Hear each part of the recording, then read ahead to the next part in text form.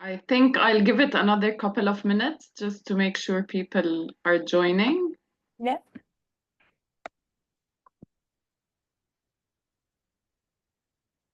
Meanwhile, it would be lovely to write in the chat, where are you joining from?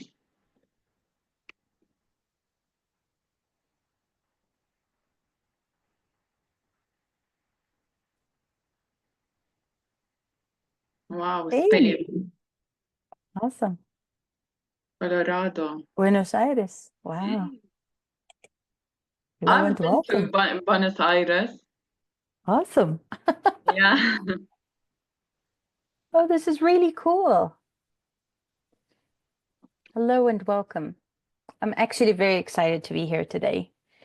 Yeah, we're excited to have you, Razan. Thank you so much. It's nice to see you all.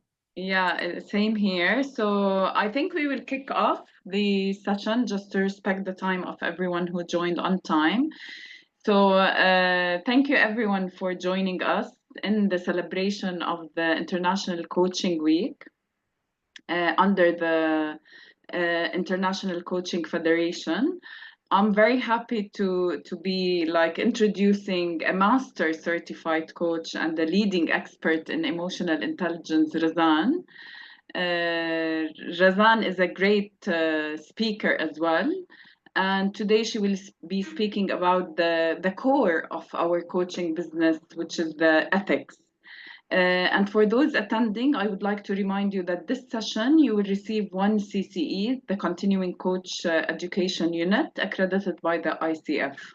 So with no further ado, let's welcome Razan, and the floor is yours. Thank you so much. All right, so welcome everybody. As you know, Rania has just kindly introduced me in a wonderful way. So let's begin. All right. Okay.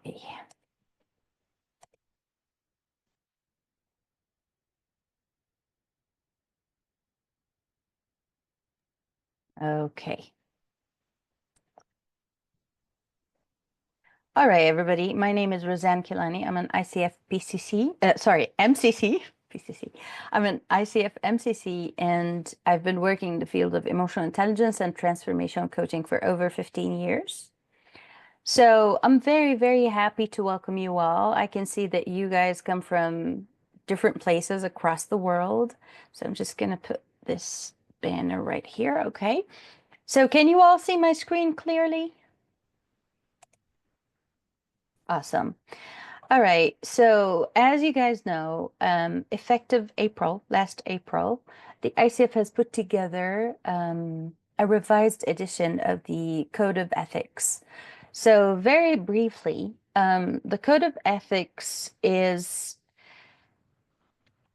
not like inventing a new code of ethics. It's the same code of ethics. Some subtle things were removed, but like points were added to it. Okay.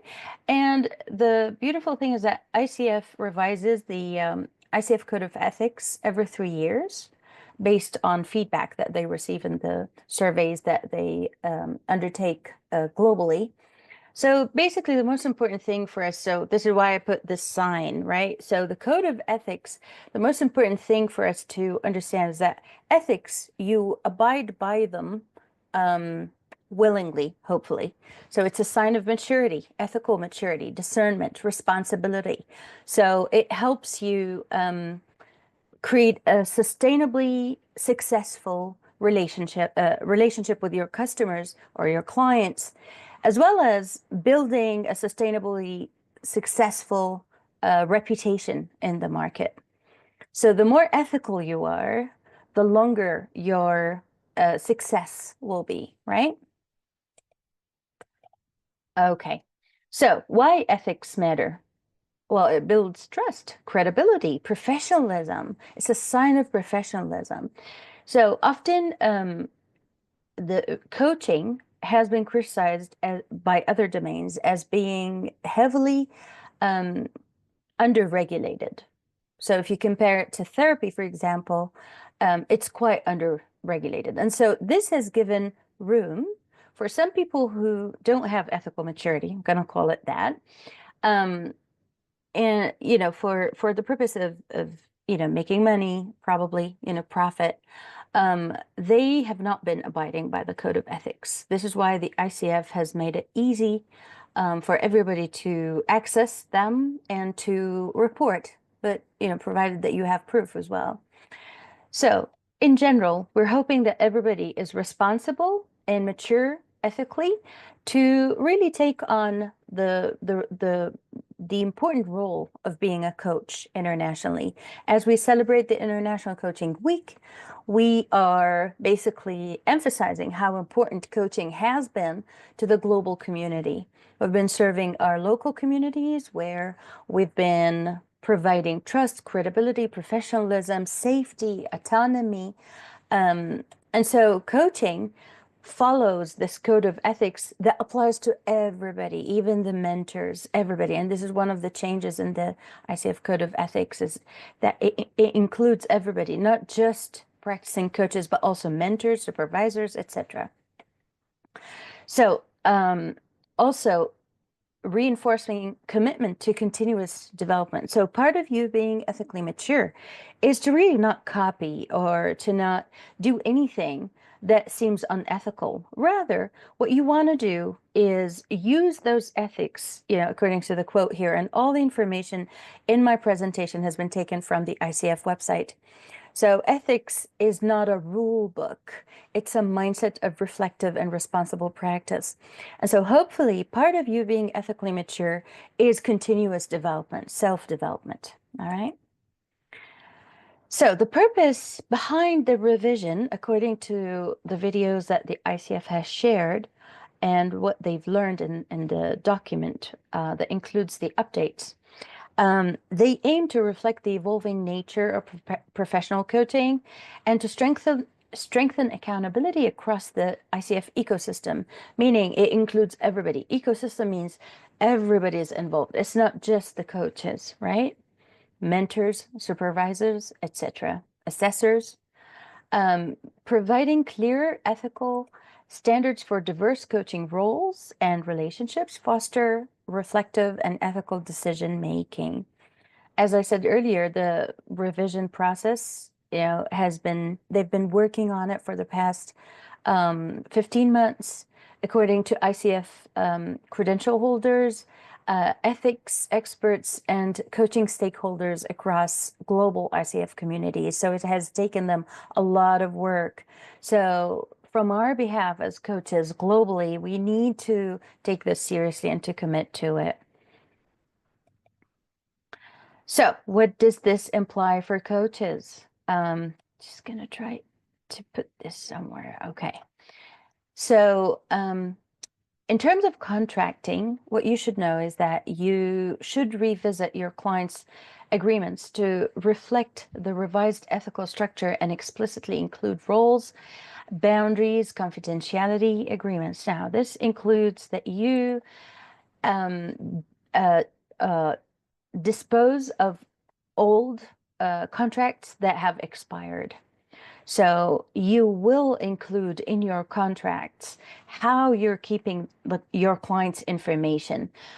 So you need to revisit your contracts, your agreements. You need to rephrase, some of the, the wordings there to transparently explain everything to your client from the beginning. So you commit to complete transparency with your client from the beginning, which should include where you keep the information, what do you do with the emails. So if you're taking notes on paper, what are you doing? Where are you keeping those papers? So you need to keep them locked, for example. When your relationship ends with your client, what do you do? Do you keep those files or do you get rid of them? So you need to revisit your agreements and to incorporate the new additions in the ICF Code of Ethics onto your agreements. In terms, and this is, there you go, we're talking about documentation. So align your record keeping, data privacy, and informed consent practices with the code. So this means that your clients need to know exactly what to expect. And when they sign on those contracts, they need to have been prepped previously, and you need to explain every single detail inside of your contracts. You know, the different roles, especially if you're combining coaching with something else, like blended coaching, for example. So if you're doing coaching and consulting, or coaching and teaching, or coaching and therapy, for example, if you're a therapist, right? So you need to include all details there in order for the client to understand what to expect. Number two, document the information. Pardon me. And then professional development, take free CCE courses, review the ICE resources to stay current with ethical best practices. Sorry about that. And then technology use, evaluate digital tools, AI systems for compliance with confidentiality and ethical coaching standards. This includes Zoom.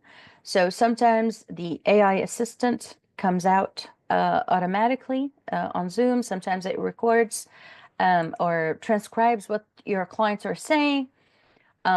So sometimes if you don't pay attention to the settings, it happens automatically. So if you hadn't informed your client that this session would be recorded, for example, or transcribed, this is unethical. So you need to inform your clients whether you're recording.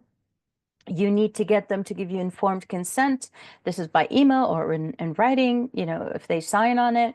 So so technology use, basically. We all know that AI is like developing really fast, and sometimes those subtle plugins are being automatically uploaded without us noticing. So you need to be mindful of that and to make sure that if that happens, either you disable it or just seek the client's approval on that. Also, in terms of self-awareness, to engage in supervision, coaching supervision, or peer consultation to reflect on conflicts of interest and personal biases. So supervision is different from mentoring. Mentoring focuses on your skills in coaching, on your competency and the markers, whether you're meeting the markers. Supervision helps you solve other problems that you come across when you're having your coaching conversations, or when you have certain cases where you feel like there are things you don't know how to solve them on your own. So coaching supervision is very handy like that. Okay, so 5 pillars of the revised ICF Code of Ethics. Number one, client and sponsor agreements. So we all know that sometimes you do team coaching or group coaching, which entails sponsorship, different stakeholders.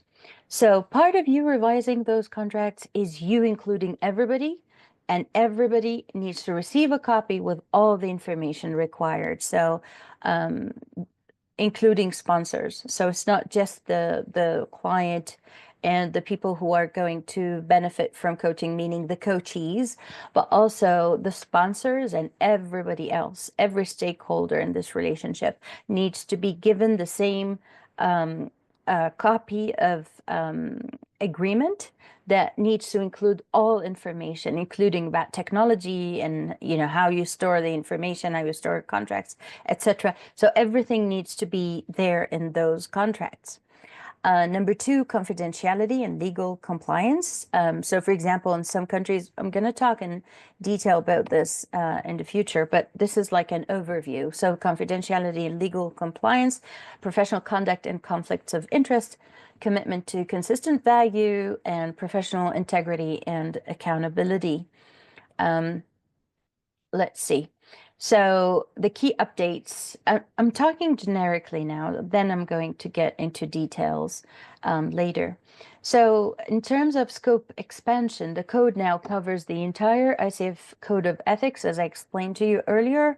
This includes educators, you know, people who teach other people how to become a coach, mentors, supervisors, not just coaches who are practicing coaching. Integration of core values. So this has been added to the list of to the Code of Ethics. So ICF's core values include integrity, respect, excellence, collaboration, humanity are now included within the body of the code itself. Before it was implied, it was not like named, but now it's there. And there was like a separate list, basically. Reorganized structure, as I said, they did not invent a new code of ethics. It was just restructuring and adding, a couple of points. One of them is the core values. So standards are now organized into 5 clear thematic sections, improving usability and readability. Also definitions appendix and the revised ethical standards. So basically, let's talk about them more in detail. So under the agreements, the point that I was explaining earlier, for clients, sponsors alike, so you need to emphasize that everybody inside of this coaching contract is a co-creator. So we're all responsible for our parts in those events that happen. And also you need to be very explicit in your guidance and explanation around, terminating engagements, role clarity, who does what, how the information is stored, etc. Confidentiality and legal compliance entails that you deepen your focus on informed consent. Informed consent means I explain, I'm transparent, so they sign. If you don't do that, if you just leave it for the client to read the document, they might miss out on certain points or clauses that you would want them to pay attention to. For example, the expectation, if you have a sponsor who's sponsoring your event, who does not understand the difference between coaching and training, for example, or consulting, they might accuse you of not doing your job correctly. So you need to be very clear to explain what coaching is not, what is included in the program, etc., etc. So then you receive their informed consent. So they're quite aware of what to expect. Digital privacy, record keeping, also clarifying exceptions to confidentiality. For example, if you feel that someone is harming themselves, like the client is harming themselves or harming someone else, or if they're breaking the law in any way, and they tell you in those sessions. So yes, we are supposed to keep things confidential, but if there is something illegal happening, then what has been added in the Code of Ethics is that we need to report that to the right entities or parties. Also, the third point is professional conduct and conflict of interest. This is very important to include in the ICF Code of Ethics because it addresses conflict of interest, whereas before it was left for the coach's conscience to decide whether this is a conflict of interest or not. So it really talks or addresses conflict identification. Is there really conflict of interest? Management, resolution. How am I going to manage this conflict of interest? Exploring ethical behavior in multi-role and power-sensitive dynamics. So say, for example, if I'm an HR who has done a coaching course, so now I'm an accredited coach and HR, and I'm having one of the employees reporting the boss, for example, the CEO, or maybe, their colleague, or so I'm supposed to be the coach. I'm supposed to be neutral. So but then again, part of my job as HR is to listen to this person and to try to apply consequences, right? If they have proof, right? So there's a conflict of interest there. How can I remain impartial as a coach, but at the same time do my job as HR, right? So we have to be very aware. And I'm so glad that they included this in the revised Code of Ethics. Now, commitment to delivering consistent value. So encouraging continuous competence development and upholding consistent coaching quality and learning. We all know that, and I thank you for coming today to earn those CCEs. Yeah, I told you it doesn't work. Yeah. I'd like to invite you guys to put yourselves on mute. Oh, let me just mute that. Okay, so I just want to invite everybody to put themselves on mute. All right, so I can see, is there a sample coaching agreement? Of course. There is a sample coaching agreement on the ICF website, but I'm not sure if it includes the new code of ethics. So I hope I've answered your question, Claudia, because it's so recent. It was only, it became effective last month. So I'm definitely sure that they are going to include a sample like that, but probably, I'm not sure. I can't answer that. Okay. So let's go back. All right, so the final one was professional integrity. Now, this is why the coaching industry has been criticized by other domains, professional domains, especially psychological ones, is because they always say, oh, coaching is so underregulated. Some people are ruining the reputation of coaching. Other people are combining coaching with other fields like Reiki and spiritual healing and all that. So professional integrity and accountability um, entails that you explain what you do very clearly and to sift out coaching from any other type of thing that you do, like whether it's training,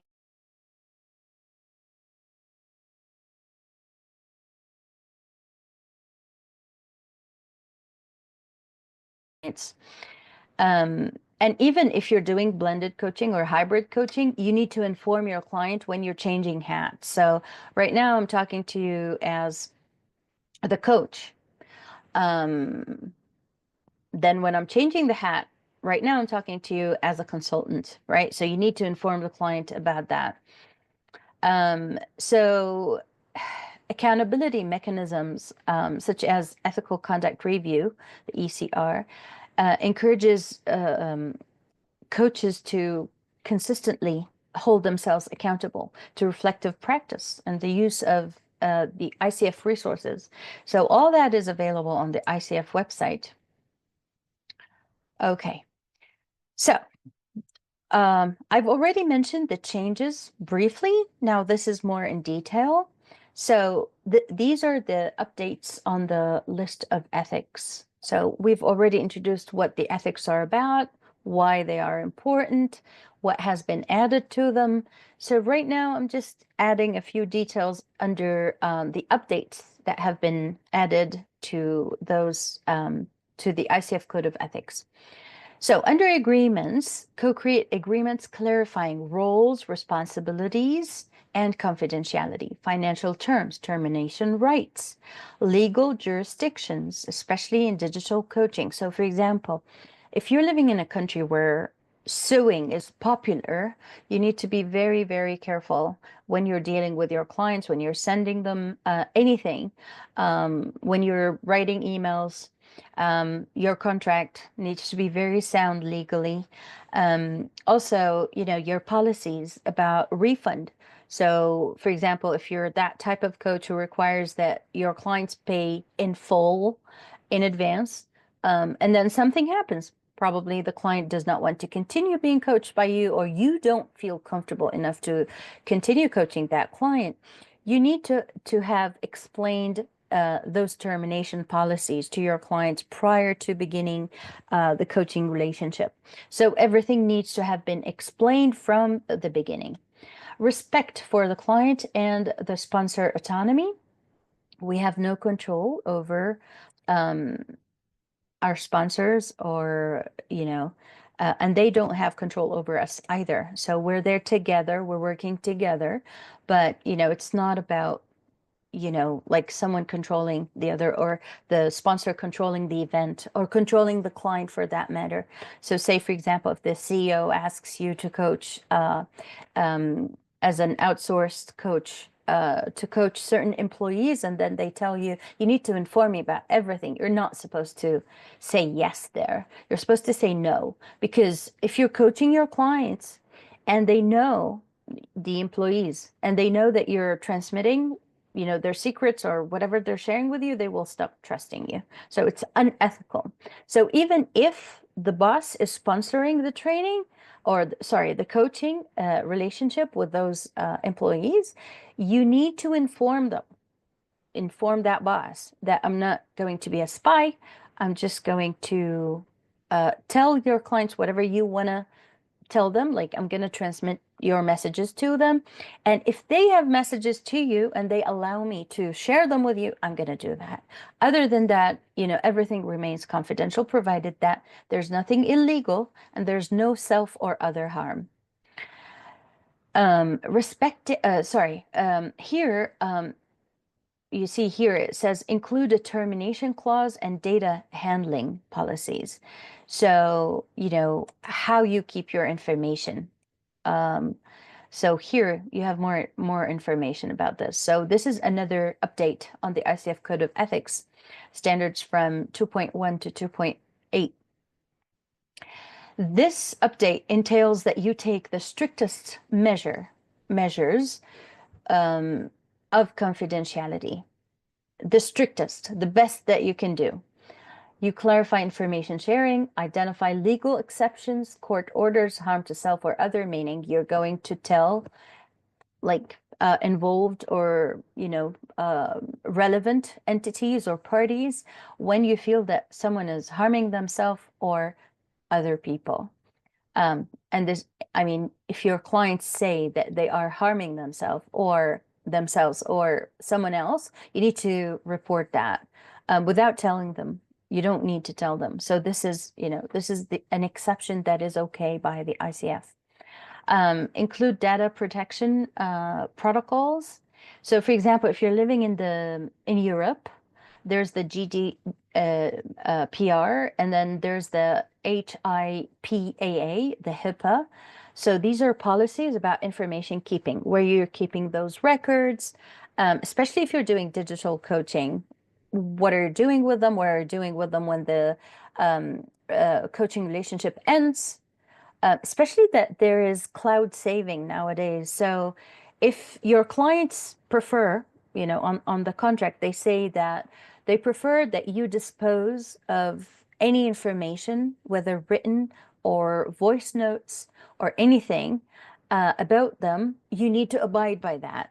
So you need to understand the privacy and record keeping policies in the country you're in. So the GDPR and the HIPAA, so the HIPAA is in the US, the GDPR in Europe apply, basically. So some of them entail that you only keep information of your past clients for up to 3 years maximum, right? So you need to educate yourself about that. Informed consent is the ethical compass, meaning you never proceed with the client not having read the agreement or not have listened to your explanation on the chemistry session of what the different clauses are about, or the difference between coaching and other types of help. So here I said I included this part, the use of AI. If you're going to use AI, for example, Zoom transcriber or Zoom assistant, social media. So say, are you, asking your clients if it's okay to include their name or their names in your on your social media posts or maybe reels. Also responsibilities for support personnel, copyright, privacy of other professionals. So this is also part of confidentiality. Another addition is about conflicts of interest. So before we talked about them generically, but these are the standards that have been adding 3.1 to 3.3. And so it starts off here. So whenever there's a conflict of interest that arises, you identify them, you manage them, you resolve them. You don't leave them hanging, right? So the problems will get bigger. So you identify them, you have to recognize them and identify them and deal with them earlier on. If you didn't and something else arises or something happens in the future, then you identify it, manage it, resolve it. Don't leave it open like that. Don't ignore it. Now, usually, commonly, types of conflicts arise around the dual roles of coaches. So a lot of coaches these days are blending coaching something else, like coaching and consulting, right? Internal reporting lines, reputational or financial gains. So sometimes, to create a better reputation, you can call yourself, for example, a master professional coach. So I've seen such titles out there, which are misleading because your clients might think that this is a master certified coach, that this person has been trained at an ICF accredited school. So this creates confusion. It's unethical, right? So eventually the clients are not dumb. They are going to hear, and I think most markets around the world, because the number of coaches has exploded in the past 25 years, so I think most of the global market understands what coaching is by now, but still there are still some markets where coaching is not that familiar, and they might fall prey to, someone who's trying to seek reputational or financial gains and call themselves something, or create promises, I can heal you, I can solve all your problems, I can do this, I can do that. It's unethical because in coaching, we view the client as creative, resourceful, and whole. Therefore, we're not promising anything. The responsibility is the client's. So it's not your responsibility to heal or to change or to get someone to get up and do something in the morning. It's not your responsibility. The client is fully capable of doing that because we are supposed to be dealing with psychologically functional clients, right? So this is for conflicts of interest. For resolution pathways, what can you do? Work through, seek advice, pause the relationship, or end it. If you feel that this conflict, like say, for example, if you started coaching someone and you accepted someone else, later you discovered that these two are competitors in the same business. This is conflict of interest. So where's your loyalty? Which one you need to remain loyal to or more loyal to? So basically the person who contracted with you first, right? So, but you can choose the other one as well, but you can't just have two conflicting accounts there. So sometimes it's best that you end the relationship, especially if they're happening at the same time. Or sometimes you need to pause the relationship. If you feel uncomfortable continuing coaching someone, you can pause the relationship, right? If they approve of that as well. If they say they want to end it, that's fine. You refund them. But you need to have all of these policies inside of your contract. Under respecting boundaries, and this is also a new edition, 3.4 to 3.6, to address cultural, physical, emotional, and digital boundaries. Say someone does not want to be called something, like Mrs., for example, or anything, right? So you need to be mindful of what the client prefers to be called, how to talk to them, etc. So you need to address those cultural differences and address those digital boundaries. Maintain fairness and non-discrimination. So we maintain respect for everybody. We're not there to judge, because originally the ICF Code of Ethics emerges from pillars like confidentiality, respect, etc. So you, as a professional, you need to respect and maintain this fairness and non-judgment, or non-judgmental space, if you like. No discrimination whatsoever. So say, for example, you're coaching someone and then suddenly what your client is saying is triggering you because you don't share the same culture, or you don't share the same cultural prohibitions, and you start judging inside of your mind. You start judging your client, which distracts you from being present. So now you're not coaching anymore. So it's unethical to continue coaching your client if that happens. You need to stop yourself, park your thoughts, journal about them as part of self-reflection after the session. But during the session, you need to stop those thoughts. avoid romantic or sexual relationships. Unfortunately, I've heard of other coaches doing things like that. It's absolutely prohibited for us to have romantic or sexual relationships with our clients because this is a professional relationship bound by professional boundaries. Also, it is recommended to use supervision and consultation as your support. So if there's something that you're confused about, you can reach out to the ICF and they'll answer your questions. The multi-role awareness. So this is standard 3.7 to 3.8. So disclose when shifting roles. So you need to include in your contract that I'll be offering hybrid coaching or blended coaching. I'm not just doing coaching. We can't call it coaching, right? Because coaching involves that you don't teach, you don't guide, you don't lead, you don't train anyone to be anything. So what this means is if you're combining with coaching something else like therapy, for example, you need to have included that in your contract and explain that to your clients before you got their informed consent.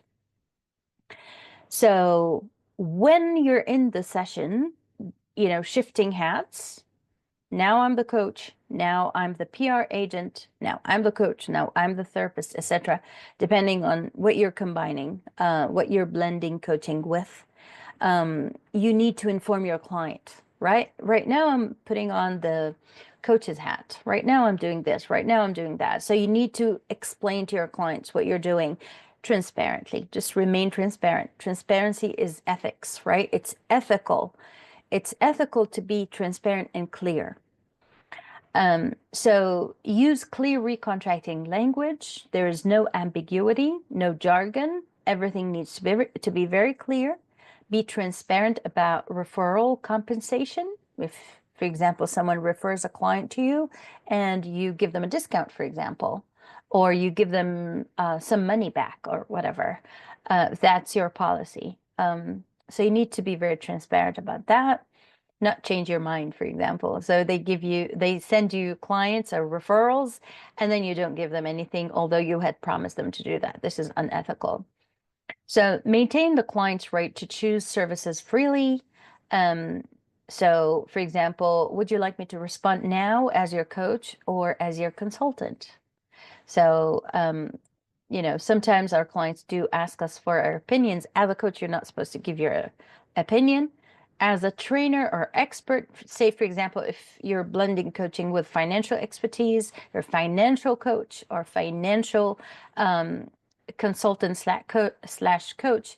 So then you need to ask, are you asking the consultant or the coach? Now, you have lots of resources on the ICF website. So these are some of them. The ICE ethics resources, sample coaching agreements, supervision, peer groups. The ICF offers all that. The ethics water cooler discussions, the ICF ethics assist line. So you're not left on your own. So in general, the final reflection here is that ethics is not something that you learn and you keep it to the side. It's what guides you. It's your compass. It's how you choose to voluntarily hold yourself accountable to those ethics. So it's an ongoing practice. It's not something that you print out and include in your contracts and forget about it. You need to abide by it as well. You need to walk the talk, in other words. So use the code and the ICE as guiding framework. So the ICE is the insights that the ICF has included around the ethics. Also, stay curious, reflective, and humble. So there's no need for these grandiose ads and posts that promise something that is not your responsibility. You're not accountable for changing anyone. It's the client who decides whether they want to change or not.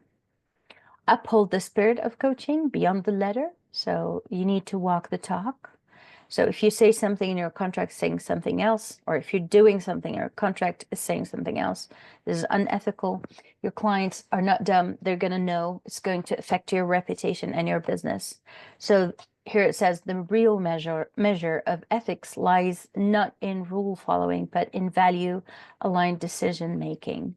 So it's about you making those decisions. So here I created a case study for you, which I already mentioned earlier. So you're working as both as an HR inside of an organization, and you've certified as a coach. So you are an internal coach at the same time you are the HR. So if someone comes to you and complains about the team leader, what standards apply here? What conflicts may arise? How do you ethically respond to that? What would you say? Let's see some participation. I've been talking for a long time. So what standards would you use to resolve this?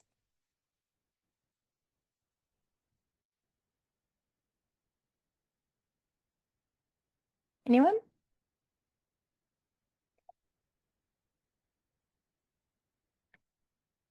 Yeah. So the ICF Code of Ethics is one of them, right? I would use coaching to explore what happened, but my response should be an HR response. Yeah, but then you are risking falling into conflict of interest, because as a coach, you need to remain impartial. Lean? Yes, Mhm. thank you very much. I would ask the person, do you want me to talk to you regarding this issue as the HR in this company Mhm. or as your coach? If the person said as an HR, I'm gonna be just an HR and add that soothing, let's say skills of coaching, like listening and things like that. If the person says that he wants me to respond as his coach, I would ask him to discuss it outside of the working hours and completely let's say separate the the two, let's say, the two hats I wear. Roles. Yeah, Mhm. exactly, two roles. And if there was if there was a conflict that ethically I should like report, for example, if the person says that he has a sexual relationship, for example, with a colleague, no, in that case, that conflicts with the company, like maybe internal bylaw or the actually maybe like the regional law. So Mhm. so now it's not me as a coach or not, it's me as a person who knows that thing. So Yeah. yeah, basically that I would do that. What do you think about that? Yeah. Yeah. So in this particular example, someone having a sexual relationship with a colleague, if you stay quiet and impartial as a coach, then you're breaching your role as an HR, right? So absolutely. This is where the code of ethics aligns with the organization's laws, right? So they go hand in hand, to that particular example that you've just shared. Thank you for sharing that. Now, in general, conflict of interest means that you can't be in one role inside like working hours and outside working hours without compromising the other role or the ethics of the other role. So this is where conflict of interest arises. What standards do we follow? I absolutely like Jessica's answer there, supervision. So you can seek supervision. You can email the ICF. You can use the ICF Code of Ethics, as well as your organization's ethics guidelines. You can see commonalities between them. You can seek also the help of someone who's older than you, probably someone senior in HR. You can ask them, what to do, because different situations entail different types of help. But yeah, absolutely. Thank you so much, Lean. That was a great example that you've just shared with us.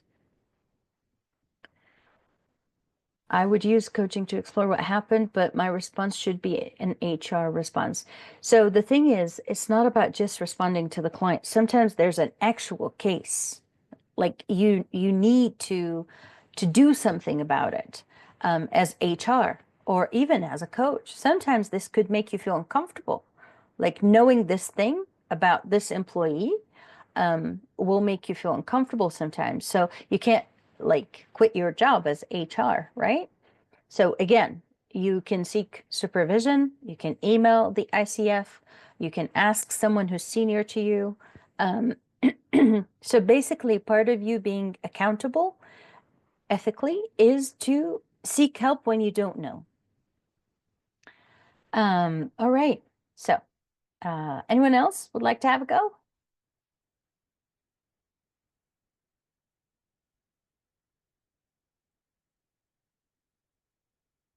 Yeah. Okay. Oh, there are still people coming. That's wonderful. All right. So basically, this brings me to the end of my presentation today.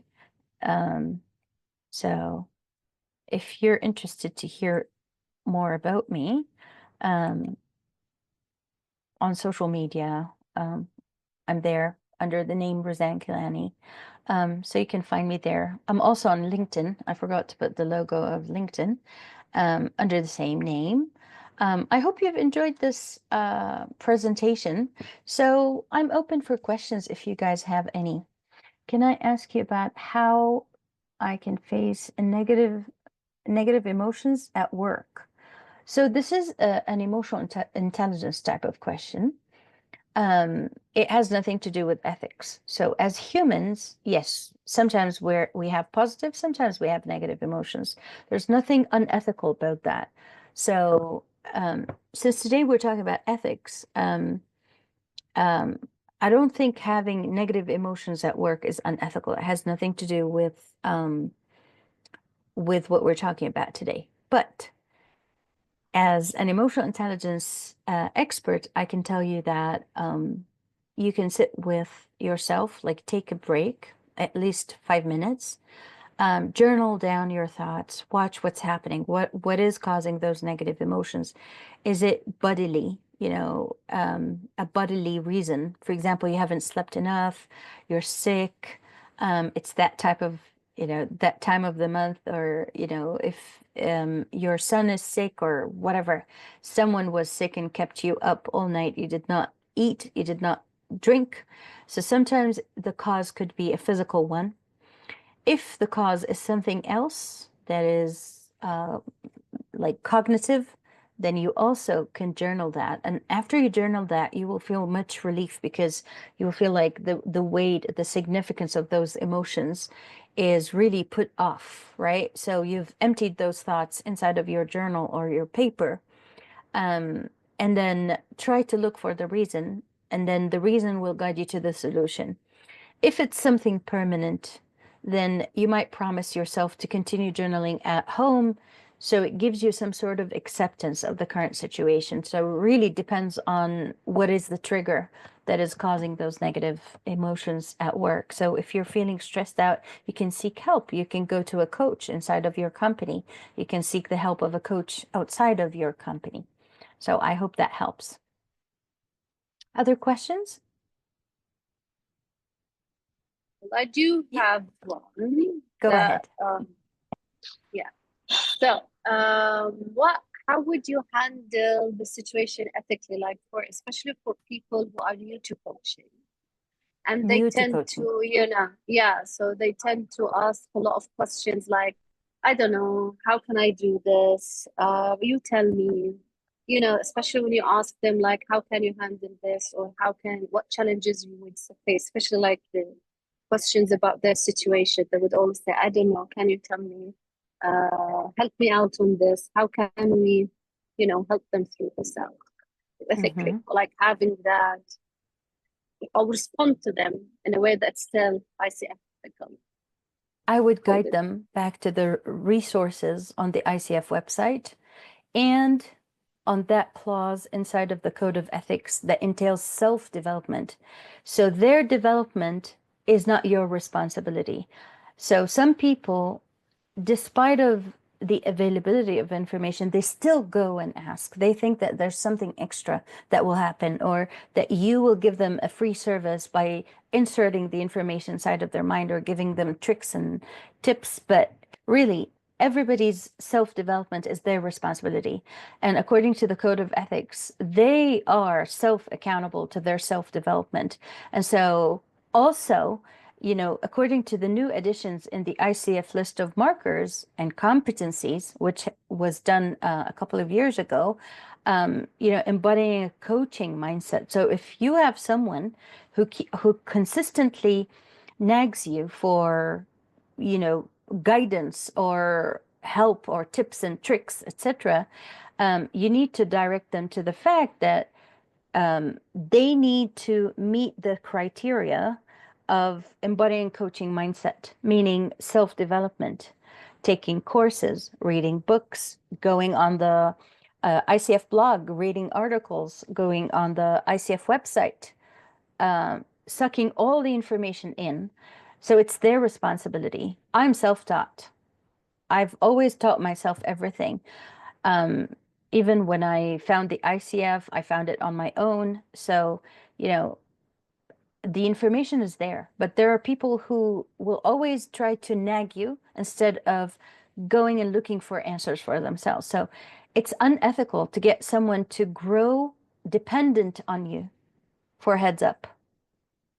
It's unethical. So even as coaches, if we get our clients to depend on us for references, resources, opinions, it's unethical. That's why I was saying, when you're changing hats, if someone asks you a question and you're wearing the coach's hat, you're not supposed to answer them, because we view them as creative, resourceful, and whole. So they are fully capable of figuring out their answers on their own. So basically, everybody is responsible for their own development. Does that make sense?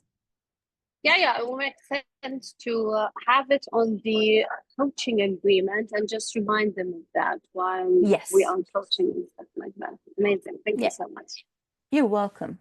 And if you want to go the extra mile, you can just direct them on certain resources on the ICF website, but you don't have to. Further questions? Anyone else?